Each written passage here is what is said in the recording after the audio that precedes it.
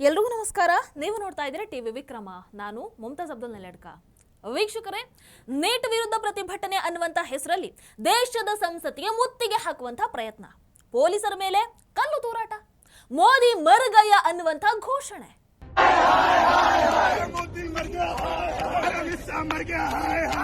ಸಂಸತ್ ಭವನವನ್ನೇ ಉರುಳಿಸ್ತೀವಿ ಅನ್ನುವಂತ ಬೆದರಿಕೆ.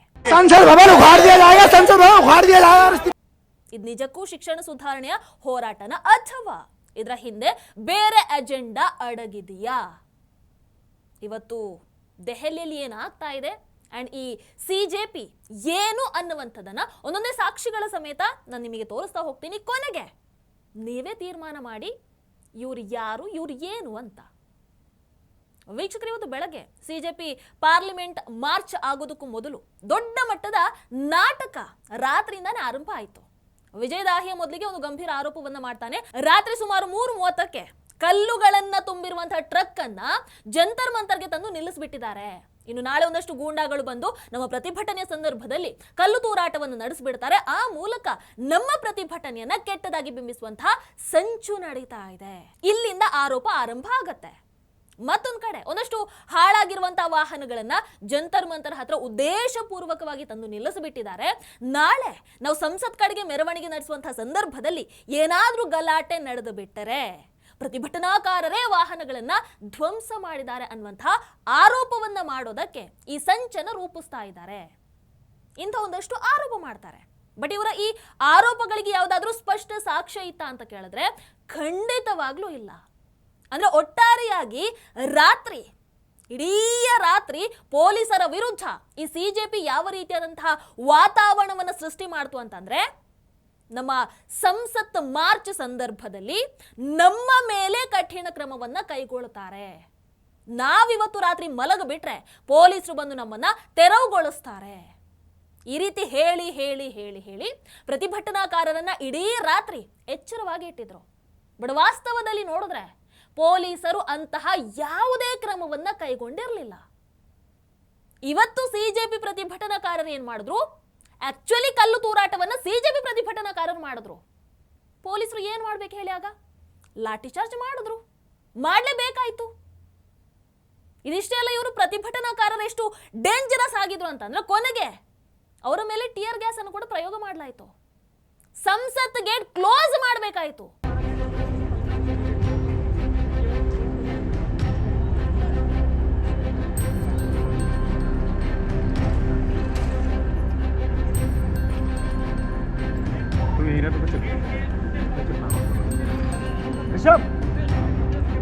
ಯಾಕಂದ್ರೆ ಏನು ಬೇಕಾದ್ರೂ ಕೂಡ ಅವ್ರು ಮಾಡೋದಕ್ಕೆ ರೆಡಿ ಆಗಿದ್ರು. ಪಾರ್ಲಿಮೆಂಟ್ ಸಮೀಪ ಸಾವಿರಾರು ಮಂದಿ ತಲುಪಿದ್ರಿಂದ ಇಂಟರ್ನೆಟ್ ಸೇವೆ ರದ್ದು ಮಾಡಿದ್ರು. ಯಾಕಂದ್ರೆ ಇವರ ಇಂಟೆನ್ಷನ್ ಬೇರೆನೇ ಇದೆ. ಮುಂದೆ ನಿಮಗೆ ಒಂದೊಂದೇ ವಿಡಿಯೋ ಸಮೇತ ಉದಾಹರಣೆ ಕೊಡ್ತಾ ಹೋಗ್ತೀನಿ. ವೀಕ್ಷಕರೇ, ನಿನ್ನೆ ರಾತ್ರಿ ಪೊಲೀಸರು ತಮ್ಮ ಕರ್ತವ್ಯವನ್ನು ನಿರ್ವಹಿಸ್ತಾ ಇದ್ರು. ಪ್ರತಿಭಟನಾಕಾರರು ಮಾತ್ರ ಪ್ರತಿ 1-2 ಗಂಟೆಗೊಮ್ಮೆ ಪೊಲೀಸರು ಬರ್ತಾರೆ, ಗುಪ್ತಚರ ಮಾಹಿತಿ ಬಂದುಬಿಟ್ಟಿದೆ, ನಮಗೆ ಮೂಲಗಳ ಪ್ರಕಾರ ದೊಡ್ಡ ಕ್ರಮ ಆಗುತ್ತೆ, ಈ ರೀತಿ ಹೇಳಿ ಹೇಳಿ ಹೇಳಿ ಒಂದು ಭಯದ ವಾತಾವರಣವನ್ನು ಸೃಷ್ಟಿ ಮಾಡಿದ್ರು. ಪೊಲೀಸರು ಪಾಪ ಆಕ್ಚುಲಿ ರಾತ್ರಿ ಮಾಡಿದಂತಹ ಕೆಲಸ ಒಂದೇ, ಏನು? ಜಂತರ್ ಮಂತರಲ್ಲಿದ್ದಂತಹ ಅಂದ್ರೆ ಅಲ್ಲಿ ಹಾಕಿದಂತಹ ಒಂದಷ್ಟು ಬ್ಯಾರಿಕೇಡ್ಗಳನ್ನ ತೆಗೆದು ಸಂಸತ್ ಭವನದ ಕಡೆಗೆ ಸ್ಥಳಾಂತರ ಮಾಡ್ತಾರೆ. ಯಾಕಂದ್ರೆ ಅಫ್ಕೋರ್ಸ್ ಇವತ್ತು ಪ್ರತಿಭಟನಾಕಾರರು ಸಂಸತ್ ಕಡೆಗೆ ಅಲ್ವಾ ಮೆರವಣಿಗೆ ಮಾಡಿದ್ದು, ಹಾಗಾಗಿ ಬ್ಯಾರಿಕೇಡ್ ಅಗತ್ಯ ಆ ಕಡೆ ಬಹಳ ಆಯ್ತು. ಸೊ ಅವರು ಅದಕ್ಕೆ ರೆಡಿ ಮಾಡ್ತಾ ಇದ್ರು. ಬಟ್ ಸಿಜೆಪಿ ಸುಮ್ಮನೆ ಒಂದು ಭಯದ ವಾತಾವರಣವನ್ನ ರಾತ್ರಿನೇ ಸೃಷ್ಟಿ ಮಾಡ್ತಾ ಕೂತಿತ್ತು. ಇದಕ್ಕಿಂತ ಇನ್ನೊಂದು ಶಾಕಿಂಗ್ ವಿಚಾರ ಏನಪ್ಪಾ ಅಂತಂದ್ರೆ, ನಿನ್ನೆ ದೆಹಲಿಯ ಕೆಲವು ಕೋಚಿಂಗ್ ಸೆಂಟರ್ಗಳ ವಾಟ್ಸಪ್ ಗ್ರೂಪ್ಗಳಲ್ಲಿ ಒಂದು ಸಂದೇಶ ಹರಿದಾಡ್ತಾ ಇತ್ತಂತೆ. ಏನು? ಈಗಲೇ ಜಂತರ್ ಮಂತರ್ಗೆ ಬಂದು ಬಿಡಿ, ಮಧ್ಯರಾತ್ರಿ ನಂತರ ಪೊಲೀಸರು ಈ ಕಡೆಗೆ ಯಾರನ್ನ ಕೂಡ ಬರೋದಕ್ಕೆ ಬಿಡಲ್ಲ, ಪ್ರತಿಭಟನೆಯಲ್ಲಿ ಭಾಗವಹಿಸೋದಕ್ಕೆ ನಿಮಗೆ ಇಚ್ಛೆ ಇದ್ರೆ ಇವತ್ತು ರಾತ್ರಿನೇ ಬಂದು ಬಿಡಿ, ಬೆಳಗ್ಗೆವರೆಗೂ ಯಾರು ಕಾಯಬೇಡಿ, ಈ ರೀತಿಯಾದಂತಹ ಒಂದು ಸಂದೇಶವನ್ನ ಕಳಿಸ್ತಾರೆ. ಇದರ ಜೊತೆಗೆ ಇನ್ನೊಂದು ಪ್ರಮುಖ ಬೆಳವಣಿಗೆ ನಡೆದಿತ್ತು ಅಂತಂದ್ರೆ, ಒಂದು ಗೂಗಲ್ ಫಾರ್ಮ್ ಅನ್ನ ಇವರ ಜೊತೆಗೆ ಕೈ ಜೋಡಿಸುವಂತ ಒಂದು ಸಣ್ಣ ಪುಟ್ಟ ಸಂಘಟನೆಗಳ ಇದಾವಲ್ವಾ, ಅವ್ರು ಎಲ್ರಿಗೂ ಕೂಡ ಕಳಿಸ್ಕೊಡ್ತಾರೆ. ಅಂದ್ರೆ ಅದರಲ್ಲಿ ಫಿಲ್ ಮಾಡಬೇಕು, ಏನು? ನಾವು ಜಂತರ್ ಮಂತರ್ ಪ್ರತಿಭಟನೆಯಲ್ಲಿ ಭಾಗವಹಿಸ್ತಾ ಇದ್ದೇವೆ, ಒಂದು ಒಪ್ಪಿಗೆಯ ರೀತಿಯ ಫಾರ್ಮ್. ಹಾಗಾದ್ರೆ ನೀವೇ ಒಂದು ಬಾರಿ ಯೋಚನೆ ಮಾಡಿ, ಇದರ ಹಿಂದೆ ಯಾರ್ಯಾರಿದ್ದಾರೆ, ಎಲ್ಲೆಲ್ಲಿಂದೆಲ್ಲ ಕೈ ಜೋಡಿಸ್ತಾ ಇದ್ದಾರೆ, ಇವರ ಉದ್ದೇಶ ಏನು? ವೀಕ್ಷಕರೇ, ಸಂಸತ್ ಕಡೆಗೆ ಮೆರವಣಿಗೆ ಹೋಗೋದಕ್ಕೆ ಆಕ್ಚುಲಿ ದೆಹಲಿ ಪೊಲೀಸರು ಅನುಮತಿಯನ್ನು ಕೊಟ್ಟಿರಲಿಲ್ಲ. ಫಸ್ಟ್ ಆಫ್ ಆಲ್ ಸಿಜೆಪಿ ಮೆರವಣಿಗೆಗೆ ಅನುಮತಿ ಕೇಳೂ ಇಲ್ಲ, ಅನುಮತಿ ಕೋರಿ ಅರ್ಜಿಯನ್ನು ಸಲ್ಲಿಸಲೂ ಇಲ್ಲ. ಅಂದ್ರೆ ಇವರ ಪ್ಲಾನ್ ಇದ್ದಂಥದ್ದು ಇಷ್ಟೇ, ಹೆಚ್ಚು ಹೆಚ್ಚು ಜನರನ್ನು ಸೇರಿಸುವಂಥದ್ದು, ದೊಡ್ಡ ಸೀನನ್ನು ಕ್ರಿಯೇಟ್ ಮಾಡಿಬಿಡುವಂಥದ್ದು, ಆಮೇಲೆ ಹೋಗುವಾಗ ಏನಾದರೂ ಒಂದಷ್ಟು ಸಮಸ್ಯೆಗಳನ್ನು ಉಂಟು ಮಾಡುವಂಥದ್ದು, ಕೊನೆಗೆ ಅಷ್ಟು ಮಂದಿ ಸಂಸತ್ ಕಡೆಗೆ ಅದು ಕೂಡ ಮೆರವಣಿಗೆಯನ್ನು ನಡೆಸುವಾಗ ಅವರನ್ನು ತಡಿಲೇಬೇಕಾಗತ್ತೆ, ಪೊಲೀಸರಿಗೆ ಅದು ಅನಿವಾರ್ಯ ಆಗತ್ತೆ. ಪರಿಸ್ಥಿತಿ ಕೈ ಮೀರಿದ್ರೆ ಲಾಠಿ ಚಾರ್ಜ್ ಮಾಡಲೇಬೇಕಾಗತ್ತೆ, ನೀರಿನ ಫಿರಂಗಿ ಅಥವಾ ಟಿಆರ್ ಗ್ಯಾಸ್ ಅನ್ನು ಬಳಕೆ ಮಾಡಲೇಬೇಕಾಗತ್ತೆ. ಅವರಿಗೆ ಬೇಕಾಗಿದ್ದಂಥದ್ದು ಅದೇ, ಇವತ್ತು ಆಗಿದ್ದು ಕೂಡ ಅದೇ. ಇವತ್ತಾಗಿದ್ದು ಅದೇ. ಫಸ್ಟು ಪೊಲೀಸರ ಮೇಲೆ ಕಲ್ಲು ತೂರಾಟ ಮಾಡಿದ್ಯಾರು? ಸಿಜೆಪಿ ಪ್ರತಿಭಟನಾಕಾರರು. ಪೊಲೀಸರು ಏನು ಮಾಡಬೇಕಿತ್ತು? ಲಾಠಿ ಚಾರ್ಜ್ ಮಾಡೋದು ಬೇರೆ ಏನಾದರೂ ದಾರಿ ಇತ್ತಾ? ಲಾಠಿ ಚಾರ್ಜ್ ಮಾಡಿದ್ರು. ಸಂಸತ್ ಕಡೆಗೆ ಹೋರಾಡ್ತಾ ಇದ್ದಾರೆ, ಆಲ್ಮೋಸ್ಟ್ ರೀಚ್ ಆಗಿದ್ರು. ಇವತ್ತು ಸಂಸದಲ್ಲಿ ಎಲ್ಲರೂ ಇದ್ದಾರೆ, ಯಾಕಂದ್ರೆ ಮಾನ್ಸೂನ್ ಸೆಷನ್ ಆರಂಭ ಆಗಿದೆ. ಹಾಗಾಗಿ ಟಿಯರ್ ಗ್ಯಾಸ್ ಅನ್ನು ಪ್ರಯೋಗ ಮಾಡಿದ್ರು. ತಡಿಬೇಕಲ್ವಾ? ಆಲ್ರೆಡಿ ಹೇಳ್ತಾ ಇದ್ದಾರೆ ನೇಪಾಳ ರೀತಿಯಾದಂಥ ದಂಗೆ ನೆಬ್ಬಿಸ್ತೀವಿ ಅಂತ.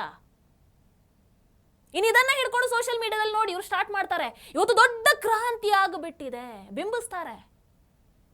ನೀಟ್ ವಿಚಾರವಾಗಿ ಆರಂಭ ಆದಂತ ಹೋರಾಟ ಇವತ್ತು ಮೋದಿಜಿಯವರನ್ನ ಕೆಳಗೆ ಇಳಿಸ್ತೀವಿ ಅನ್ನೋವರೆಗೆ ಹೋಗಿ ನಿಂತಿದೆ ಅಂತ ಅಂದ್ರೆ, ಅದಕ್ಕೋಸ್ಕರ ಎಲ್ಲ ವಿರೋಧ ಪಕ್ಷಗಳಾಗಿರ್ಬಹುದು, ದೇಶ ವಿರೋಧಿಗಳಾಗಿರ್ಬಹುದು ಜೊತೆಯಾಗಿ ಬಂದು ನಿಂತಿದ್ದಾರೆ ಅಂತಂದ್ರೆ ಇದರ ಹಿಂದಿನ ಉದ್ದೇಶ ಏನು ಅನ್ನುವಂಥದ್ದನ್ನ ನೀವೇ ಒಂದು ಬಾರಿ ಅರ್ಥ ಮಾಡ್ಕೊಳ್ಬೇಕು. ವೀಕ್ಷಕರು, ಒಂದಷ್ಟು ವಿಡಿಯೋಗಳನ್ನು ತೋರಿಸ್ತಾ ಹೋಗ್ತೀನಿ. ಕೆಲವು ವಿಡಿಯೋಗಳನ್ನ ಅಫ್ಕೋರ್ಸ್ ಹಾಕೋದಕ್ಕಾಗಲ್ಲ, ಅಂಥವುಗಳ ಫೋಟೋವನ್ನಾದ್ರೂ ಹಾಕ್ತೀನಿ. ಅದನ್ನ ನೋಡಿದ ಮೇಲೆ ನೀವೇ ಹೇಳಿ ಇದು ಯಾವ ಸೀಮೆಯ ಪ್ರತಿಭಟನೆ. ಮೊದಲಿಗೆ ಈ ವಿಡಿಯೋ. ಪ್ರತಿಭಟನೆಯ ಸಂದರ್ಭದಲ್ಲಿ ಕೆಲವರು ಮೋದಿ ಮರಗಯ್ಯ ಅನ್ನುವಂತಹ ಘೋಷಣೆಗಳನ್ನು ಕೂಗ್ತಾರೆ.